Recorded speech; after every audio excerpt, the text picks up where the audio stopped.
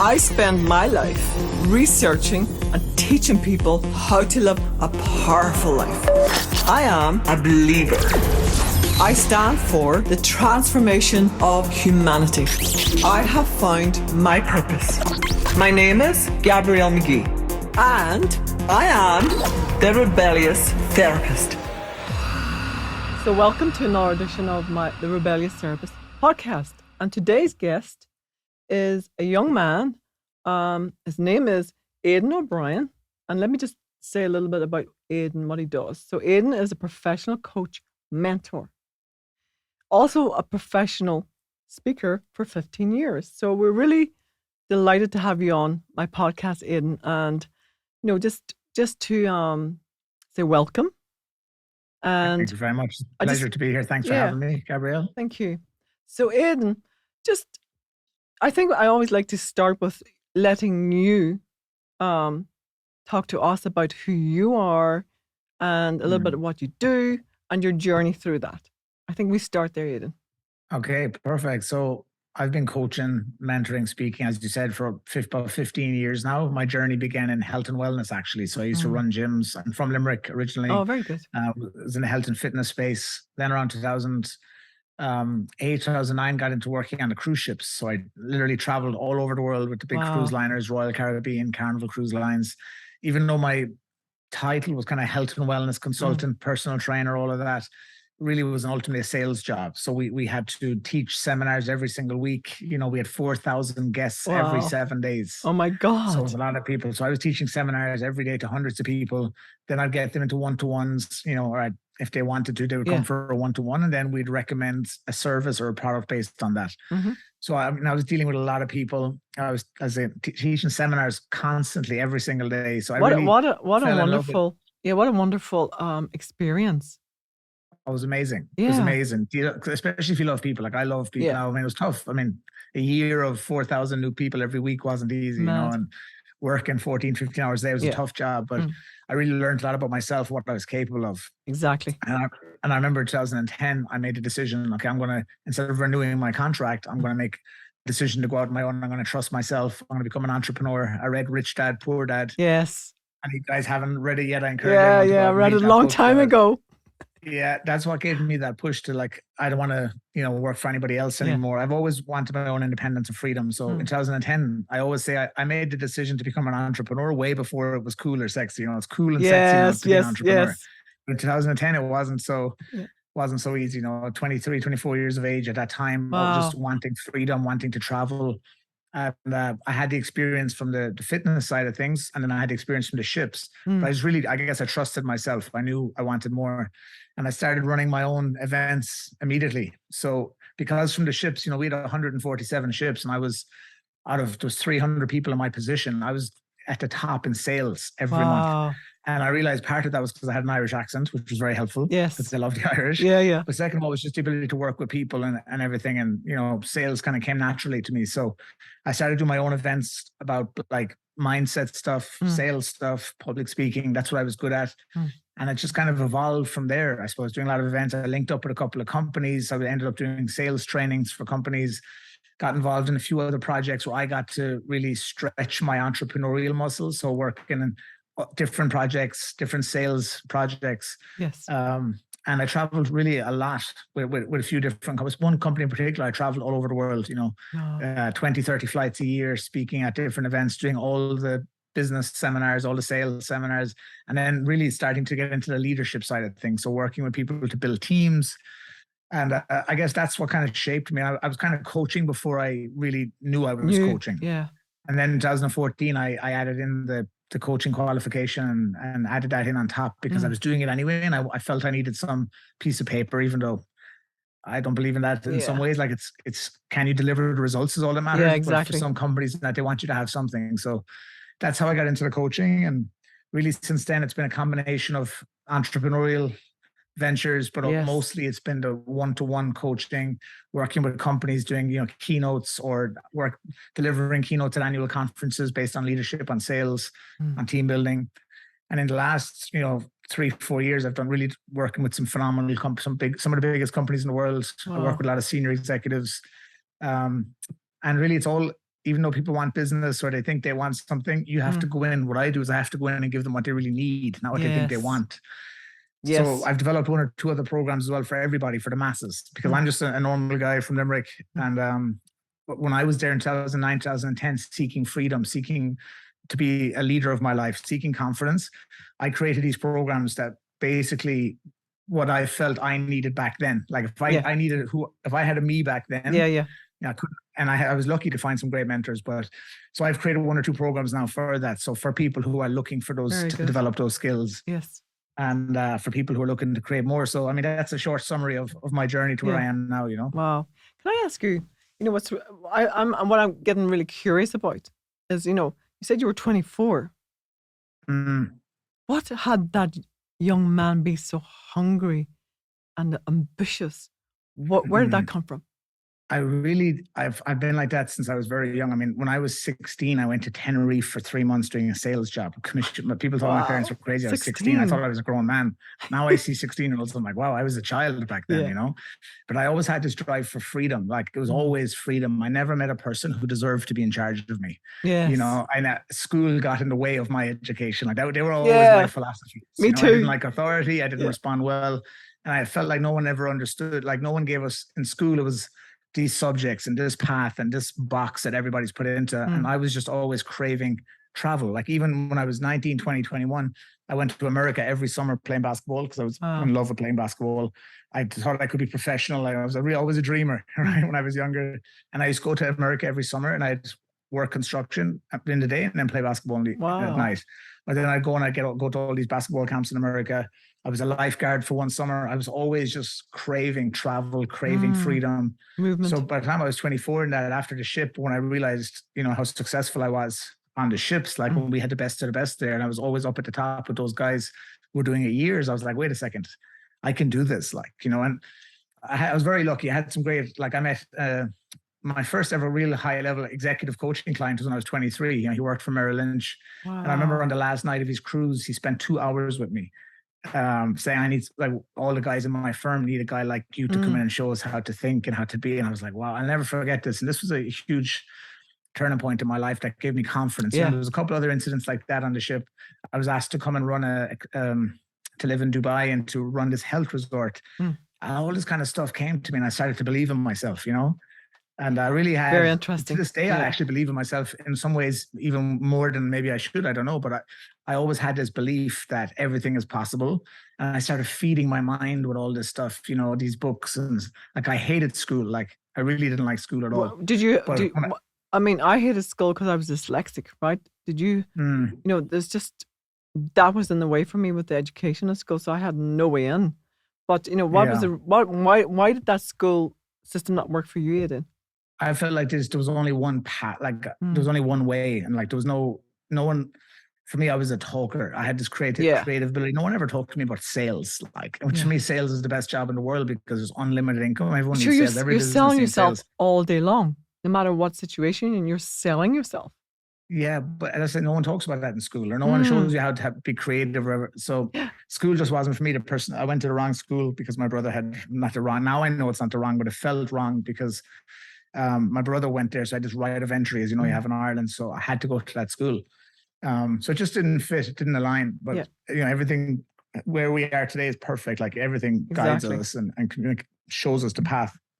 But for me, no, again, it was the freedom. I wanted to be free. I wanted to travel. I wanted nice things. I didn't want to be stuck in a small town. I always felt like I was too big for where I was. I didn't fit in. I didn't, not even too big, but I just didn't fit, like a square peg in a round hole kind of a thing. I love basketball. My friends were all playing rugby or GA. Yeah, exactly. I love hip hop music when I was young with my friend. I had certain friends, that was us. I know that everyone said you belong in America, and that's why I always went to America. Wow. Who knew I'd end up in Dubai actually? But the funny thing was it was just didn't fit. And I believe there's a vibrational match for all of us. Yeah. Some places suit us, some places don't. And home is home, and I love home, and I love visiting home, and I love Ireland. But for me, on an energetic level, there's some places that just suit us more. They allow us to express ourselves more. They allow us to really show our true self. And I believe every time we travel, I think people feel that they can kind of take the mask off that they have at home, the fear mask, the doubt mask, the insecure mask, and they get to really show who they are. You get freedom. And that's what I freedom. felt that I got. So yeah, that's where the drive came from, I think, just freedom. Wow. Because there's so many people traveling now. There's so many, like, the young girls and boys of Ireland do that process now is very different to when you were heading off. You know, it's like much easier now. Yeah, much easier, and they all want to live that dream, and they're all quite, you know, into personal development and all of that. But one of the things that I see that I want to sort of address, right, is, you know, when I hear you talk, you went out, but you went and grabbed it, you went and got it, you went and, you know, really worked for it and worked and did the hours, did all this sort of grafting. And I think, grinding, and I think there's something confused today, and I don't know where they get that from social media. Like, because there's a lot of the earlier couple of years ago where you just put on your laptop and you become a millionaire. You know, that conversation was very strong, right? Yeah. So, what is your opinion on all what I'm talking about right now? How do you see that for the new generation? Yeah. Well, the first thing is, I think what you said there about I went and did it. Like, I had this thing where I was always saying yes, even if I didn't know how to do it. I'd always say yes. Yeah. And then that was articulated years later by a mentor to me. He's like, you say yes first, figure it out afterwards. And that's a philosophy I still to this day, that would be me. Like, I would get an idea to run an event, for example. Even back in 2010, when I first started, I'm like, I'm going to run a New Year, New You event in January. Like, no one knew me. I was 25 years of age. No one knew who really I was. And I was like, I'm going to do it. And I would just do it. I would just plan the event, I'd promote it. And even if I had 20 people in the room, I didn't care. I was like, that's 20 people or that's 10 people. I wouldn't stop. And I did that for years. I just kept going and going and going and going. And I remember even doing the coaching qualification. I got this idea for a brand and a company. And the next week by the coaching session, I had it already set up and done. They were like, you went and did all that. I'm like, yeah, because if it feels right, do it, you know? Yes. Now, don't get me wrong. There's plenty of avoidance behavior in other areas. And there's plenty of procrastination. But the first thing is when you to trust yourself. One thing I always did was trust myself. Since I was 16, going to Tenerife for 3 months. Like, I've always said yes, trusted my feeling, and been guided by that. The work ethic thing, like, I'd often say, you know, I don't work that hard. I used to always say, like, I did work. I always, you know, put hours in. I went and did things, but because I loved what I was doing, it didn't feel like I was working hard. Yeah, exactly. That's kind of a cliche, but it didn't. Even to this day, if I've, you know, a lot of clients and doing different things back to back, or I'm speaking on stage and then clients before or clients after, I'm like, I do this all day. Like, it's not work. It's not work. They say, wow, you work so hard. And my friend actually put it beautifully a few months ago. We were having this conversation, and there was parts of the business I don't like, obviously, like the administration or the marketing and all this crap. Totally, yeah. And I realized that, you know, the work, when people say I work hard, in a way, it's not working hard because I do it so easy. It's like play, like this. Like, this doesn't work, right? Yeah. However, to sit down on the laptop and to write out a program or to do some administrative stuff, that's exhausting. Exhausting for me. Like, that's so that's work. So in terms of that case, I don't work that hard. Exactly. However, there is a phase, and I always talk about this, that, you know, you have to be willing to.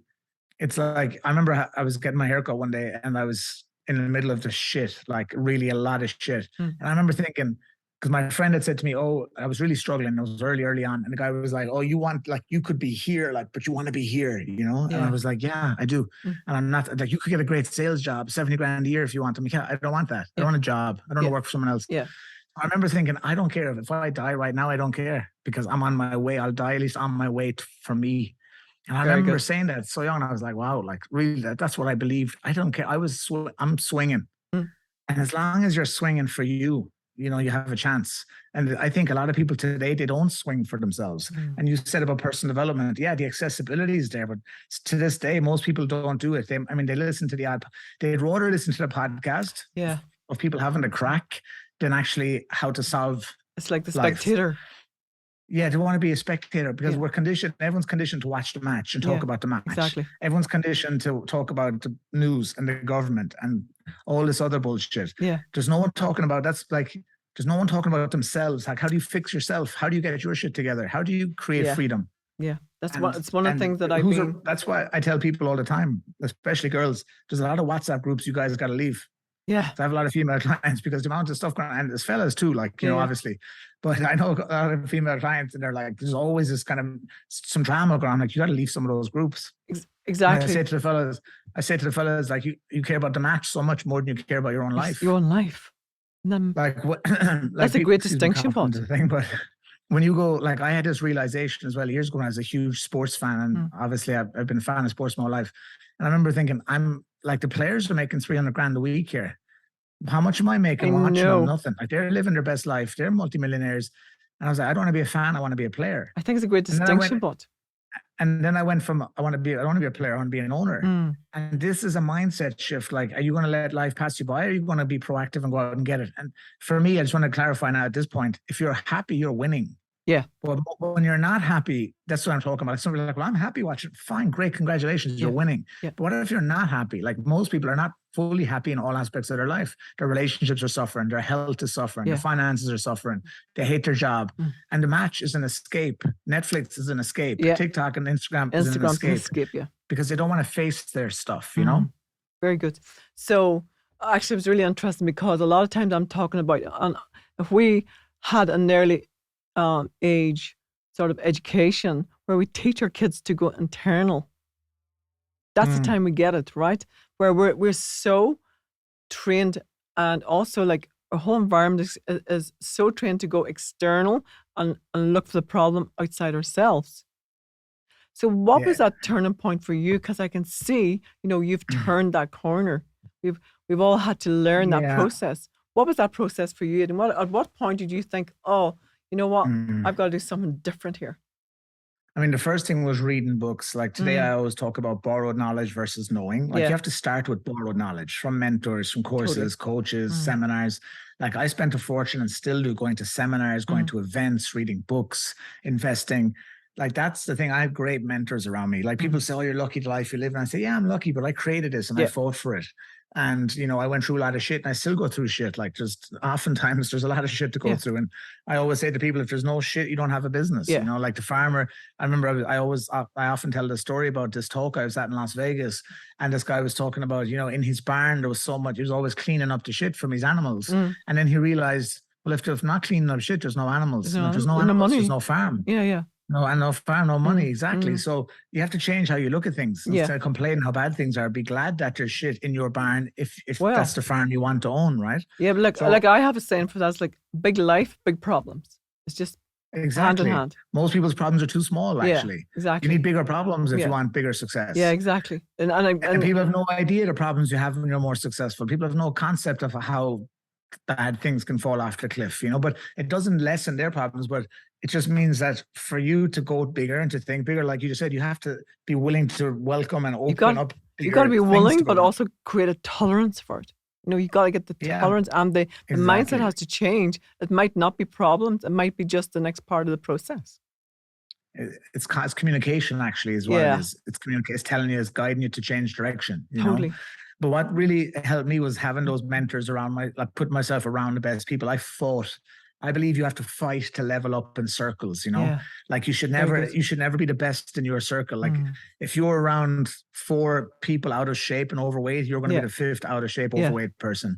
If you're around 4 people who are great with money, you're going to be the 5th person who's great with money. Exactly. If you're around 4 people who are bitching and moaning, you're going to be the 5th person. Like, whatever you're around, you want to be the worst in the group, because then you can only go up. When you're the best in the group, you go down. Actually, I love that. I wanted to be around richer, smarter people, better lifestyles, because I want to learn. I want to get leveled up by them. You know what I mean? And to this day, I'm always seeking higher level people. Now, for sure, you have to send the elevator back down. You got to help people who are trying to get up, but you have to be always climbing. I like that. I've always been smart enough like you. And I think it's because, you know, I've always learned that's where my education is going to come from. And I've always had great mentors.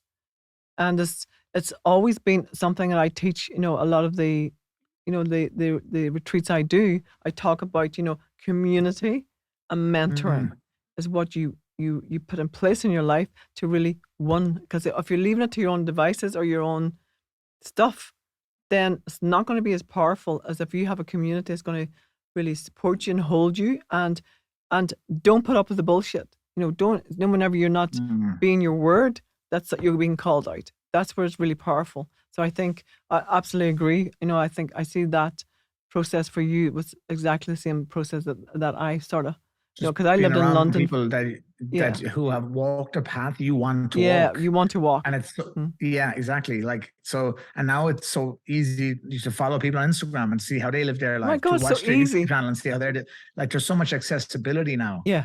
Like most of my mentors, and some of them to this day are 100 years. Like, I'm glad. Another thing I'd say is to gather from everywhere. Like, look, you can't just be single-minded and linear. You have to be willing to be open and embrace, like, the amount of stuff people like. So how do I get to speak on stage so good? How did you learn to be such a good speaker? Well, I listen to people from I don't just listen to motivational speakers or like Tony Robbins, and that people call me the Irish Tony Robbins. Or the European Tony Robbins. I listen to him the least. Like, I've been to him and spent time with him in Miami. I've been there, but he's the guy I listen to the least. I'm listening to guys from potentially 100 years ago, 200 years ago. I'm listening to really esoteric stuff, spiritual stuff. I'm listening to people from totally different fields and industries. Like, you have to be interested to become interesting. Do you know what I really hear from you? You have to be hungry. We call that guy Les Brown. I always say, I used to look hungry. You gotta be hungry. That's what I'm thinking. Yeah. I always remember from, but you gotta have that hunger.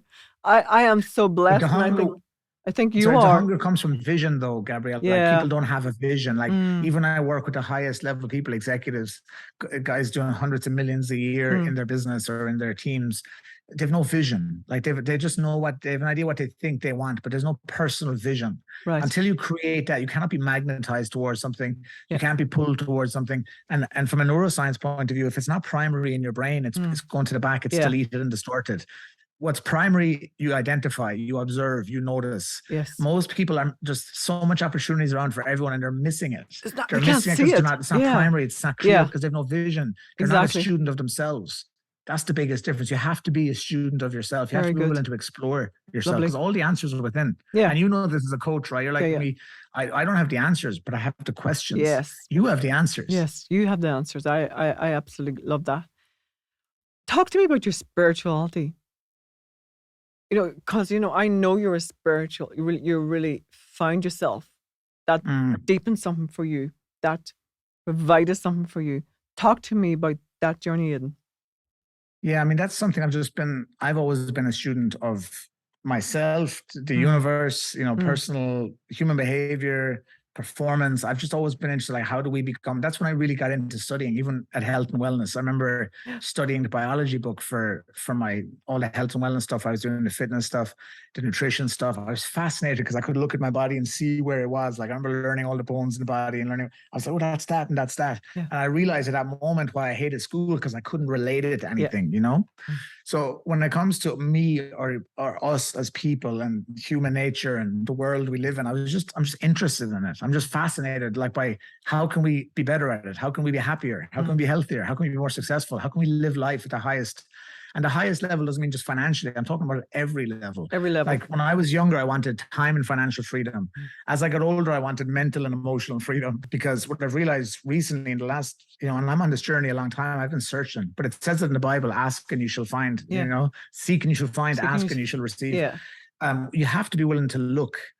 And for me now, with this Back to You program, I call ultimate freedom. And that's mental, emotional, physical, spiritual, financial, time. It's all freedom. All of it. So for me, like, what I realized is let's say recently, it's just the way I'd like to put it in under that umbrella of recently, the last couple of years, the closer you get to truth, the simpler it gets. Yeah. The closer you get to yourself, the less you need. Like, need is an illusion. Everything I have to get that the world is separating you from who you truly are every moment of every day. Everything in your life, from your phone to your job, your people, everything is pulling you away from self. That's why you need things. I need this. I have to get that. We have to go there. And that's why it's all distraction. So for me, I've been seeking this peace. How do I get peace of mind? Because I've always been an overthinker and self-doubt and insecurity. Like, how can I love myself? How can I accept myself? How can I be happy with myself? And I've been going through that so much. That's how I can help so many people, because I think we can't help people unless we go through it. Totally. Like, if you have to go through your mess. Yeah. If you haven't gone through the journey yourself, it's only noise after that. You know, it doesn't Exactly. There's no authenticity in it. There's no integrity in it. 100%. So that's where my spiritual journey has always been there. But recently, it's that clarity has been our only mission is to get back to ourselves. Yes. How do you do that, Aidan? That's what I'm interested in. First of all, it's the intention. Like that all starts with the intention. Sure. Like, once you set the intention, your awareness like immediately open up like a dome in a stadium. You know, as soon as now you can see things. Like there's a lot more to receive that you can get in. Set the intention first. And then like to be curious. I always say curiosity leads to clarity. You know, when you're curious, you get clear on things. Yeah. All the answers are within. Our bodies are receivers, they're communicators with nature. Like all the answers we're looking for. Everyone listening to this has had this, where they get an inspiration, a moment of clarity and insight. That's there for us all the time, but we have to put ourselves in a position to receive that, to hear that. So you have to be, that's why you have to be healthy. You have to be able to move your body. You got to be able to move the energy in your body. You got to be listening. You got to have some silence, because always on the phone being stimulated, always on Netflix, always in WhatsApp talking to people, always watching YouTube, always on TV. You're constantly surrounded by noise. How are you supposed to receive anything?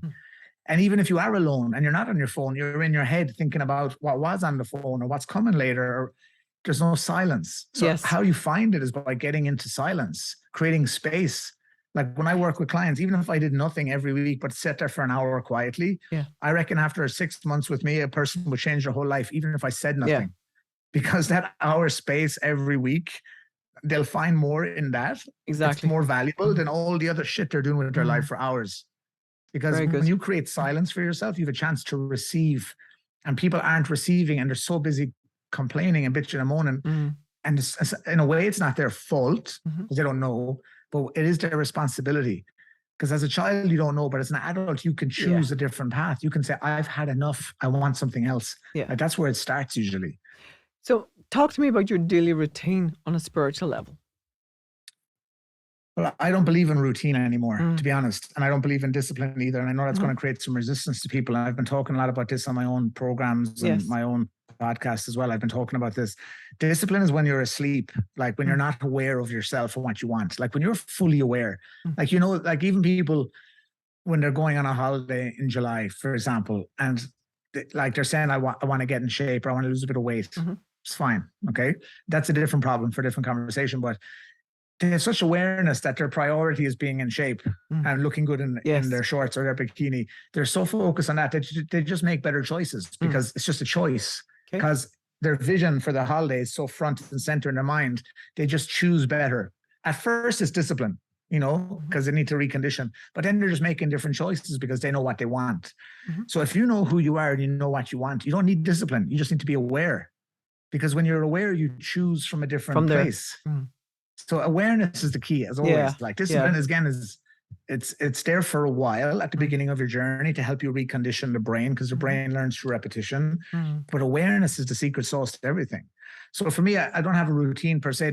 I just try and do just choices I make, you know, and I don't always make the right choice. I make lots of wrong choices, more wrong choices than you believe. So many bad choices with food, going to bed late, distraction. I make the same choices everybody else does. But once you make a decision to set an intention to maybe be better or to get clearer, and you keep, the only really mistake you can make is giving up. You know, as long as you keep going, that's the most important thing. So, you know, for me, my rituals usually are movement in the morning. I run or do something. Then it comes to a bit of reflection. You know, silence and visualization should be done separately. I have throughout the day lots of moments of silence to receive. Because I think that's when we receive our guidance. That's when silence.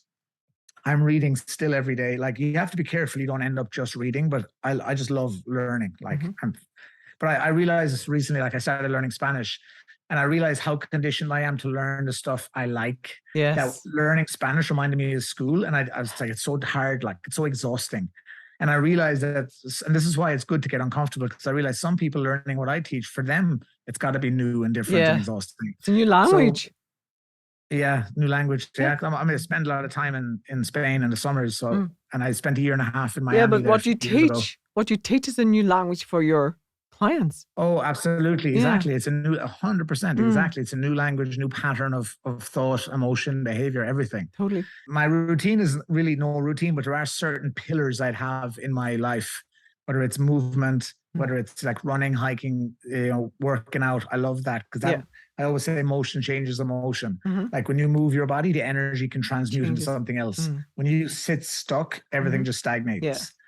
Very good. And then constantly, trying to level up or to get back to me. Like, how can I get back to me? And I'm just being guided to do that, having conversations with amazing people, working with my clients. It's a blessing that everything is spiritual. Like I put that post recently on Instagram. People say, I said, I used to think spirituality was some things until I realized that spirituality is everything. Yeah, very good. Everything. Yeah, you can see it in everything you do. Beautiful. So what's next for you? I'm actually writing a book at the moment, and I'm very excited about that. Yeah, so excellent. I launched it all within a month. I launched a new program, started a podcast, and started this book because of this kind of epiphany or awakening. And pure Aidan style, It's true, actually. I hadn't even realized that till you said it. But yeah, it sounds like something I would do. Yeah. But the clarity that came, and again, because when you knock, if you knock, you'll get the answer. I've been knocking for years, and all the stuff I've done up to this point is perfect on your journey of where you're at. But where I'm at now is kind of the ultimate. Like what I'm working on my programs now it's called Back to You. Like that's all that matters. Like how to think, how to speak, your self-image, your confidence, your rituals, your disciplines. That's all on the journey.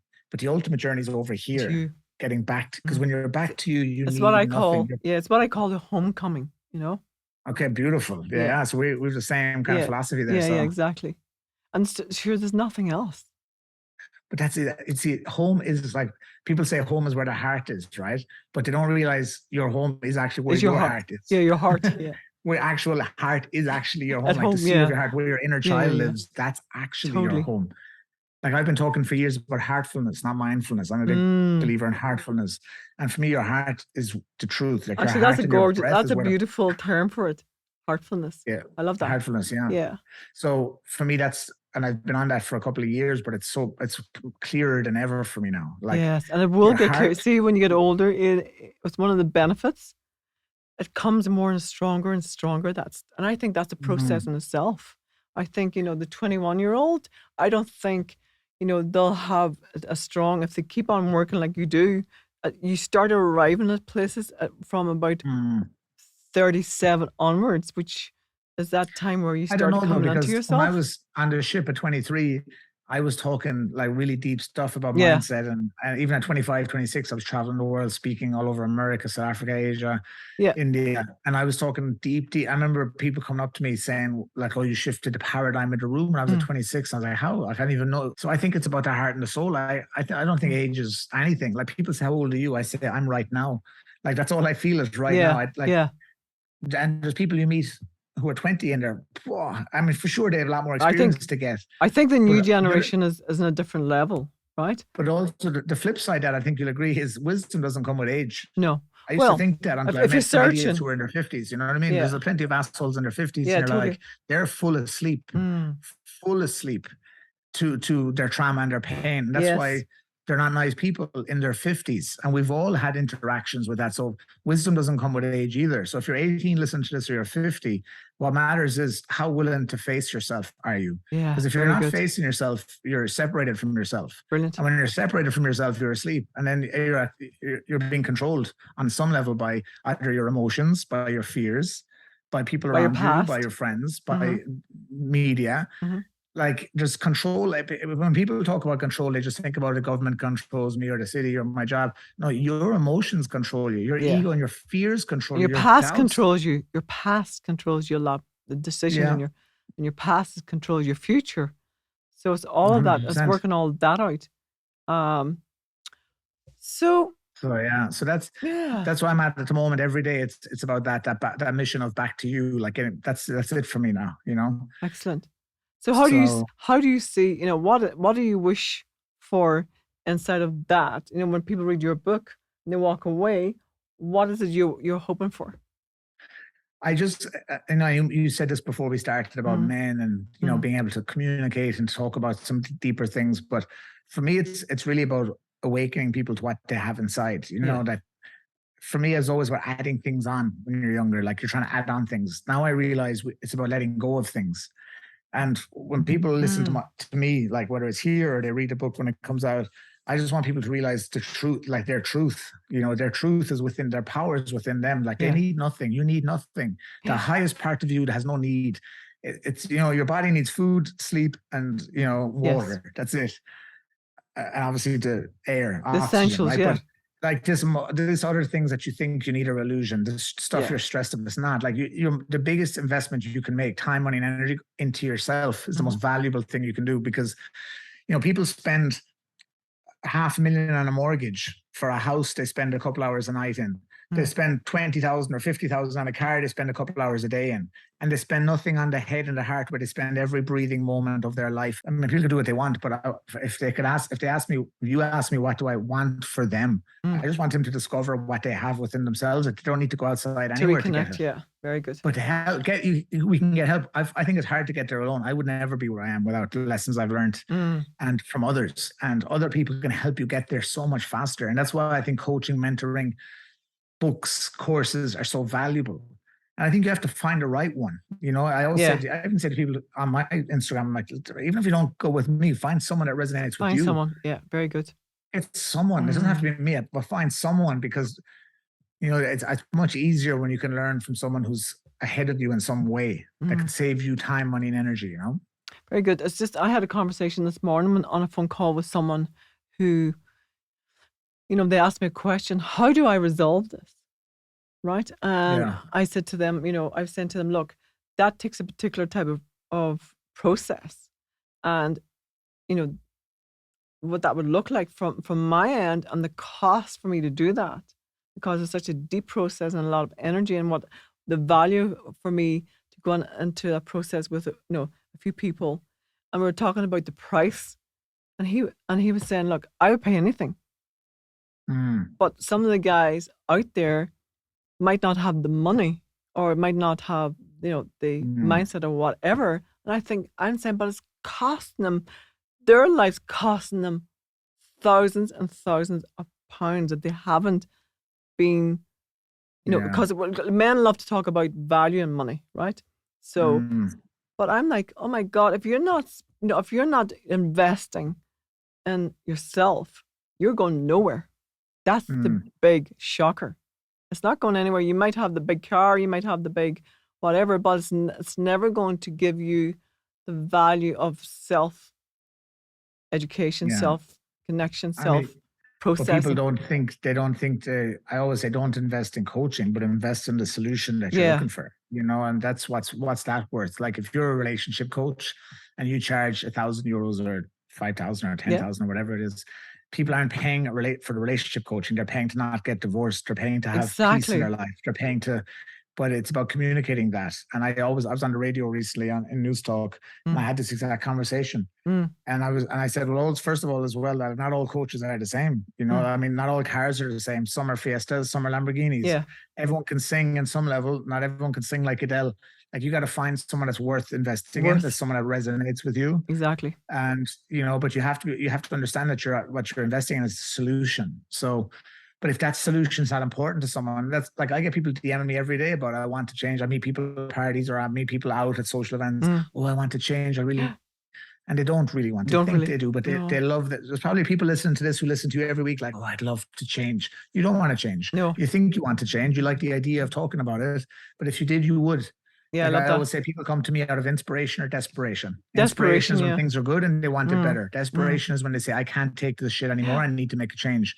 But why wait for either of those? Like when you're in the middle, you can also do it. Exactly. But people don't. And people are miserable over a longer period of time. The tolerance today for stress is it's suffering. Suffering is the one. Oh my God. The tolerance is there, and that's why they don't. It's not bad enough. It doesn't hurt enough yet. But again, it's not our job to control anyone or to convince anyone. I don't want to convince anyone. Even if you listen to this, I don't want to convince you of anything. But I believe in it because I know I've been through it, and I know that I invested, and I still do. And even when I had nothing, I traveled across the world with nothing more than once to put myself around people at tables with people But that were way ahead of me. that's still an investment, you know? It's unbelievable. That's your That's the only investment. investment. It's the only That's it. investment, But some people want to buy the car. Some people want to buy the house. Some people, and that's fine. But they want to buy the house because they think they need the relationship. They stay in the relationship.